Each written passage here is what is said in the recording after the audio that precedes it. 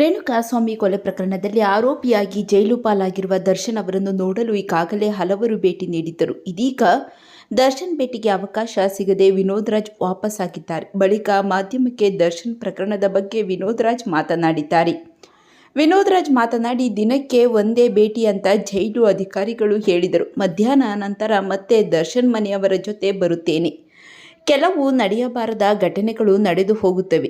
ವಿಧಿಗಿಂತಲೂ ಮೀರಿದ ಘಟನೆಗಳು ಆಗುತ್ತದೆ. ದರ್ಶನ್ಗೆ ಮೂಗಿನ ತುದಿಯಲ್ಲಿ ಕೋಪ ಇದೆ. ಈಗ ದರ್ಶನ್ಗೆ ಅಗ್ನಿ ಪರೀಕ್ಷೆ ಅಷ್ಟೇ. ನಮ್ಮ ತಾಯಿಗೆ ದರ್ಶನ್ ಮೇಲೆ ತುಂಬ ಪ್ರೀತಿ ಇದೆ. ಆಗ ಮಂಚದಲ್ಲಿ ಮಲಗಿದ್ದಾಗಲೂ ದರ್ಶನ್ ಬಗ್ಗೆ ಅಮ್ಮ ಮಾತನಾಡುತ್ತಿದ್ದರು. ತೂಗುದೀಪ ಮಗ ಬಿಟ್ಟು ಕೊಡಬೇಡ ಅಂತಿದ್ದರು. ಯಾಕೆ ಈ ರೀತಿ ಘಟನೆ ಆಯಿತು ಅನಿಸುತ್ತಿದೆ. ಅಚಾತುರ್ಯ ಅಂತ ಅಷ್ಟೇ ಹೇಳ್ತೀನಿ ಎಂದು ವಿನೋದ್ ರಾಜ್ ಮಾತನಾಡಿದ್ದಾರೆ.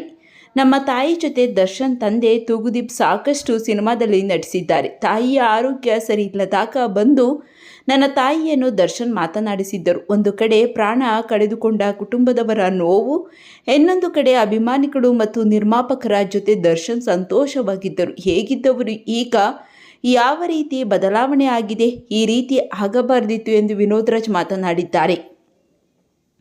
ಕಳೆದ ಬಾರಿ ನನಗೆ ಸರ್ಜರಿಗೆ ಮುನ್ನ ನಾನು ಮತ್ತು ದರ್ಶನ್ ಭೇಟಿಯಾಗಿದ್ದೆವು. ನಂತರ ದರ್ಶನ್ ತೋಟದ ಮನೆಗೆ ಹೋಗಿ ಕೆಲ ಗಿಡಗಳನ್ನು ಹಾಕಿ ಬರೋಣ ಅಂತ ಅಂದ್ಕೊಂಡಿದ್ವಿ. ಅಷ್ಟರಲ್ಲಿ ನಾನು ಆಸ್ಪತ್ರೆಯಲ್ಲಿ ಅಡ್ಮಿಟ್ ಆಗಿದ್ದೆ. ಆದ್ದರಿಂದ ಮೀಟ್ ಮಾಡೋಕೆ ಆಗಿರಲಿಲ್ಲ. ದರ್ಶನ್ 2ನೇ ಬಾರಿ ಜೈಲಿಗೆ ಹೋಗಿರೋದು ಈಗ ಮತ್ತೆ ಯಾಕಾಯಿತು ಎಂದು ನಮಗೆ ಜೀರ್ಣಿಸಿಕೊಳ್ಳೋಕೆ ಆಗುತ್ತಿಲ್ಲ ಎಂದು ವಿನೋದ್ ರಾಜ್ ಭಾವುಕರಾಗಿ ಮಾತನಾಡಿದ್ದಾರೆ. ವಿನೋದ್ ರಾಜ್ ಅವರ ಮಾತಿನ ಬಗ್ಗೆ ನಿಮ್ಮ ಅನಿಸಿಕೆಗಳನ್ನು ತಪ್ಪದೇ ಕಾಮೆಂಟ್ ಮಾಡಿ ತಿಳಿಸಿ.